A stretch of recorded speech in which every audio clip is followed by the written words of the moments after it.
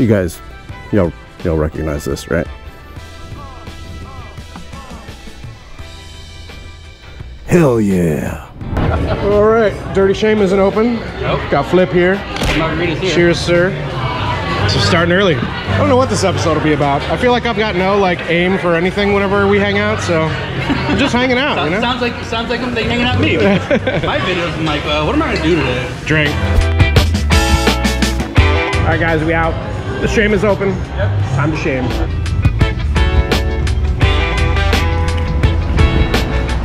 Do a kick flip. Kick flip. Get it? Yeah, I get it. Just make sure. How long has that been there?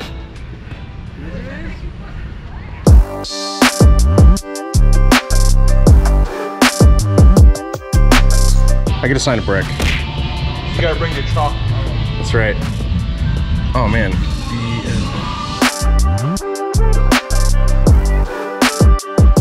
How many letters it has, so you try to fucking write it, huh? Cheers, so delicious. What song is this? Garth Brooks, Friends in Low Places. God. So I clearly have friends in low places. It's all a matter of perspective, baby. They call me the worst, but if you stand on your head, I'm the best, all right? How do you have a saying for everything? I don't know. I'm terrible about this shit. 2 hours later. All right, guys, about time to head back to Orlando. Been cool hanging with you guys. Glad it's been good for you, bud. Oh, damn. See that? Rude. What'd you do? No, that wasn't rude. I am glad it was good for you. Oh, Wow. no. Means it hasn't been good for you. Huh? There's an inflection there. Oh. I know how. Flips out. Thanks for hanging, bro. Thanks, buddy. Always a good time. You guys be sure to go follow Flip at Flipna. There's an underscore here and there, but you know. I'm gonna go sticker the Dirty Shame because the stickers that I put here last time are gone.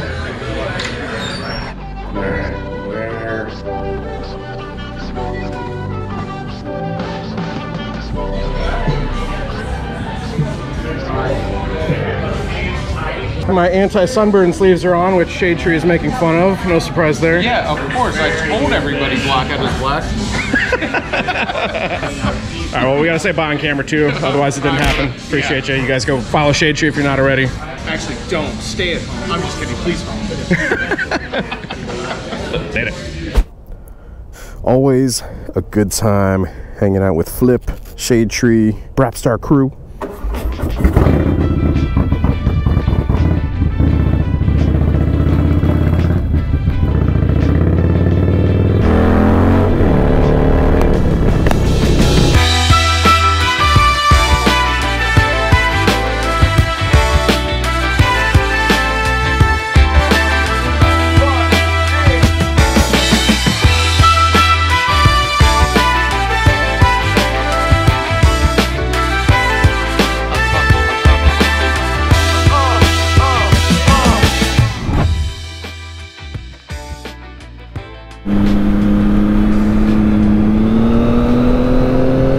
It is the next day and I am on my 2021 Yamaha MT09 SP, and I wanted to talk to you guys about a video that I released, which was about the 2021 Harley-Davidson Sportster S. There's a detour down here. I keep on forgetting about this. So yeah, I caught a I got a comment, and I was wondering how long it was going to take for this comment to appear going over the Harley-Davidson Sportster S, right? The press event that we went to in LA, got to check out that bike, ride it, all that. A lot of fun. So the comment that we got was, the Sportster S is a girl's bike. There it is. I was waiting for it. The Harley-Davidson Sportster. Always getting hated on just because it's called a Sportster. So basically somebody was saying, oh, it's like made for small women. Okay, bro.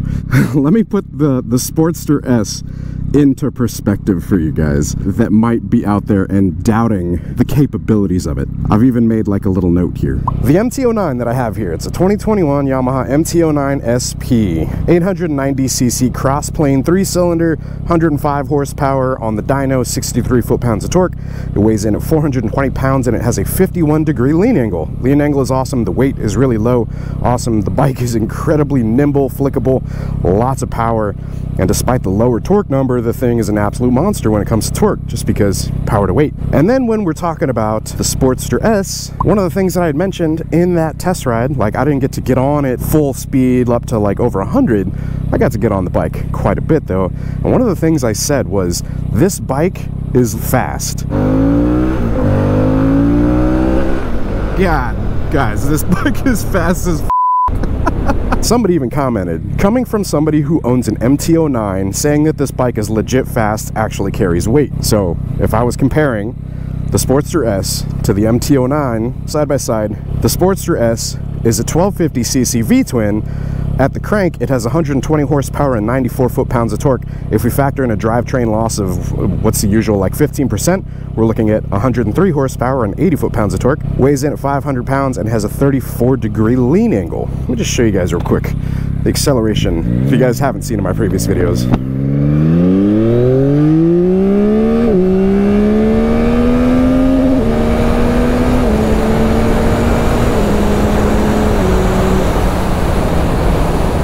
There you go. Oh man, that was just the adrenaline rush that I needed for today. Whoo! Gets you going. That TCS is definitely keeping the front wheel on the ground. This thing is a wheeling machine. That was in drive mode too. That wasn't even drive mode 1. That isn't even the full potential of this motorcycle. And this motorcycle, like I said, on the dyno, 105 horsepower, 63 foot-pounds of torque, versus the Sportster S. If we factor in the 15% drivetrain loss, if that's even what it is, we're looking at 103 horsepower and 80 foot-pounds of torque. So you're looking at more torque and the same horsepower. I mean, you're talking about a difference of like 2 horsepower. We're talking rear wheel horsepower, like actual horsepower that the bike puts down to the wheel, not at the crank. Usually manufacturers measure those power numbers at the crank. I'm curious to see what the actual horsepower numbers will be for the Harley-Davidson Sportster S. The 1250cc V-twin, liquid-cooled, dual overhead cam, variable valve technology, counterbalanced, rider modes. For somebody to call that a girl's bike, to me, is hilarious, guys, because it's totally an insecurity thing. It has always been an insecurity thing. I started my channel with a Harley-Davidson Sportster like, what, 5 years ago or so, and I love the bike. Like, the Sportster is a great platform. Is it meant for like bigger guys, like, you know, bigger people that are over 6'2"? Probably not, you know. I mean, if you can get forwards on it, yeah, but you know, like a soft hill probably fit you better. And if we're talking about like Harley-Davidson lineup, comment that was specifically mentioning like the Lowrider S is more of a man's bike. Like, okay. I owned a 2017 Harley-Davidson Dyna Lowrider S, and I also currently own a 131 cubic inch, 151 horsepower, 150 torque Softail Lowrider S Goldzilla. But in its stock configuration, that bike was a 114. The other Softail options, well, let's say Milwaukee 8 options, okay, if we're comparing Milwaukee 8 to the new Sportster Revolution Max. So some quick numbers, the Milwaukee 8 107, just based on a quick Google search, what I found is we're looking at 79 horsepower and 104 foot-pounds of torque. And that's with the 107. That's the smaller of the displacements for the Milwaukee 8. Then you've got the 114, which we're looking at 82 horsepower and 111 torque. We're not talking about 131 because most, you know, people aren't going to go out and, you know, buy a 131. I would say most people are, you know, buying the bikes, doing a stage 1. So we're talking, you know, a better air cleaner to flow more air, better exhaust, and a tune. So if we're thinking, you know, a stage 1 gives you between 5 to 10 extra horsepower, then the Revolution Max or the Sportster S is still faster. If we're talking twin cam, because the person had mentioned Lowrider S, which is just silly. Like the whole man's, woman's bike, ridiculous. Jess, her 2 wheels, she owns a Road Glide. Does that mean that the Road Glide is a girl's bike? This all just boils down to insecurity, but I thought it would be nice to be able to stack up these numbers for you guys. So the 110 cubic inch twin cam, which is the biggest twin cam that was available, and it was the one that is in the Dyna Lowrider S. As per a dyno run that I pulled up, we are looking at 90 horsepower and 105 foot-pounds of torque. So once again, comparing all of those to the Revolution Max Sportster S. Sportster S, 121 horsepower, 94 torque at the crank. Hypothetically, if we factor in the drivetrain loss, we're looking at 103 horsepower, 80 foot-pounds of torque. And then you factor in weight, which weight is a very, very large factor when we're talking about power to weight ratio. You're looking at 500 pounds on the Sportster S, and then on any of the M8s, which are soft tails, you're looking at like, what, mid 600 to 700 pounds. So you're talking at least 150-ish pounds heavier, which is pretty damn significant. And that's not even factoring in like baggers, road glides, road kings, stuff like that, which are going to be like, what, 800 to 900 pounds. So we're talking hundreds of pounds more than the Sportster S. So hypothetically, whenever the Sportster S is released and all these guys that are on road glides or soft tails or Dynas, all of you guys that for some reason feel that the Sportster is a girl's bike, I have some very sad news for you. That bike is not going to be in your rear view mirror. You are going to be in that bike's rear view mirror. Power to weight, you dunzos. I would be very careful if you are one of those insecure people that is basically saying like, oh, the new Sportster S is a girl's bike. Yeah, you gonna get beat by a girl's bike. I mean, we're talking about this thing being able to potentially keep up with this bike, a freaking MT09. And this is a fast bike, guys, like really fast. Like, I don't even recommend this bike as a beginner bike because it can get away from you so quickly. As the Sportster S currently sets with the 1250cc Revolution Max engine, it's a fast bike, guys. So for all those people that are out there being like, the Sportster's a girl's back, bro, I cannot wait for these bikes to come out to shut a bunch of people up. It's just the way that liquid cooling is, man. Like, you've got liquid cooled, you can squeeze more power. You can tune it differently. Components aren't getting as hot. It's just, it makes more power, guys. It's, a lot of people are unhappy with that. Basically, a lot of people are saying, oh, that's not a Harley-Davidson, just because it's not air-cooled. And those air-cooled options are plentiful. They're going to be readily available for everybody that, you know, wants an Evo Sportster. You've got to move forward, you know. So people saying like, oh, like, this is the wrong move for Harley-Davidson, this is the nail in the coffin, blah blah blah. Dude, I really don't think so. Harley-Davidson definitely needed a performance option, and they had to keep up with the competition, and so the Revolution Max is a great answer. You get liquid cooled, you get rider modes alone, man, awesome. I wish like some of my previous bikes could be integrated with rider modes. Goldzilla, dude, if I could throw a rider mode on Goldzilla, that'd be amazing. I wouldn't have to worry about looping it out because that bike pulls just stupid hard. And I worry about wheelies because it wants to pull up.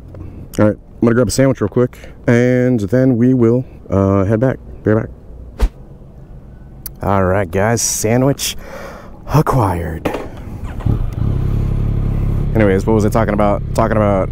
Is the Revolution Max the right direction for Harley-Davidson? Yeah, I think so, because it was one of those things where they got to keep up competition, right? And so whenever they came out with a Sportster back in the day, they were setting the bar at the time. What was that, like in the late 50s? You know, mid-sized bike, good performance. Now the Sportster S that you guys are seeing, you know, the real muscly looking one that people are commenting looks like, you know, a cross between like a V-Rod and the Fat Bob. You know, it's not everybody's cup of tea, but it's the first version of the new Sportsters because it's a Sportster S.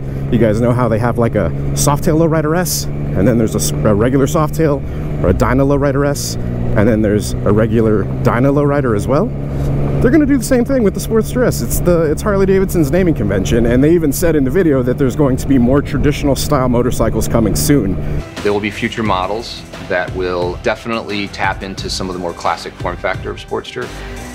Those are going to be the new Sportsters, and since the S model is usually like a top level within that segment, like the Softail Lowrider S is like the most expensive of the Softail options, I would expect the price is only going to go down from there in terms of what it's priced at currently. But whenever we're comparing and we're addressing the new Harley-Davidson Sportster is a girl's bike, there is no girl's bike, guy's bike. I've never really understood that whole thing. If people are commenting that, it comes from a place of insecurity. Because if you're insecure riding a motorcycle, that's on you. That's not on anybody else. I once read a comment on one of my Grom videos, because, you know, I have a Honda Grom and love it. Tons of fun. But I once read a comment on that Honda Grom video, and this person was basically saying, like, you're a disgrace to the motorcycling community riding around on a mini bike like that. You're making us all look bad. Homie, your opinion don't mean to me. I'm not going to keep myself from having a good time because of what you think. That's for damn sure. And that's me being confident, me being secure with myself. But if you're insecure, guess what? Insecure people will let opinions like that influence them, and I ain't about that. And I would imagine a majority of you guys out there also aren't about that. So, dude, live your life, do what you do. Who the hell cares what other people think? But for those of you out there that are saying the new Sportster is a girl's bike, prepare to be left behind, because you're gonna be in the rear view mirror unless you've got some specialty stuff done. But chances are a majority of y'all don't, and you're gonna be left behind by a girl's bike. Congratulations. As I always say, though, in the grand scheme of things, is, dude, ride your own ride. If you like riding a Grom, ride a Grom. If you like riding a chopper, ride a chopper. Like, who the hell cares how fast it is, how sparkly or chrome or the paint job or whatever? My whole thing is, if it's got two wheels and an engine, chances are I can have a lot of fun on it. Two wheels and an engine, I mean, I've had hella fun on scooters, mini bikes, big bikes, you know, like I've pretty much got the full spectrum, like in my own garage, from, you know, what is it, the Honda Grom, which is 125cc, to Softail Lowrider S 131 with 151 horsepower, 150 torque. What's up, kiddo? I remember being a kid seeing motorcyclists back in the day, you know, I always thought, that's so cool. Am I that guy now? That's so cool. Maybe that's a future motorcyclist right there.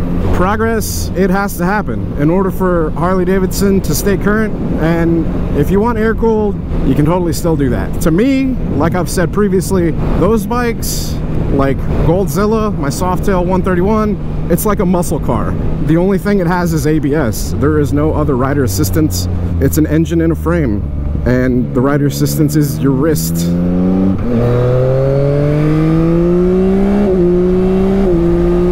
Whereas, like, the newer stuff coming out, it's not like those, you know, 70s era muscle cars anymore.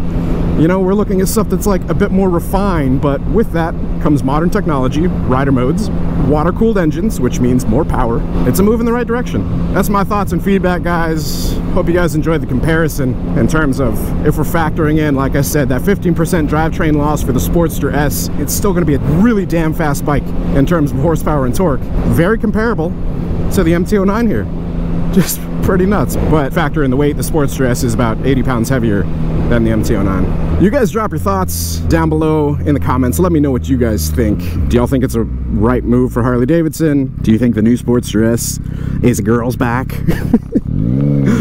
Oh, the insecurity is real, though. I know it's weird, right? Talking about Harley-Davidson stuff while on a Yamaha MT09, but love for motorcycles, man. And I thought it would be a good comparison. Once they start releasing and coming out of dealerships, I think they were talking about in the fall. I hope many of you guys have not judged a book by its cover and you're willing to go throw a leg over the new bike. I had an absolute ton of fun on it. I know there's going to be a lot of you guys that do as well, and like I said, I'm really looking forward to what Harley-Davidson is going to do with this new Revolution Max platform and the bikes that they're going to be putting it in. This fresh paved road, though, so nice. Like I said, you guys comment, drop your thoughts. If you guys enjoyed the video, if it was insightful for you, do me a favor, hit that like button. Hitting that like button lets YouTube know that we are doing a good job here with the videos and all that stuff. Helps out the channel a lot. If you guys aren't subscribed and you want to continue to see moto content like this, be sure to hit that subscribe button as well. Hit that bell icon while you're over there so it sends you notifications of future uploads and activity. I should have worn my little arm things because my arms are burning. This Florida sun, though, is warm. But yeah, I hope you guys enjoyed it. Till next time, ride safe out there, stay vigilant. We'll catch you guys on the next one.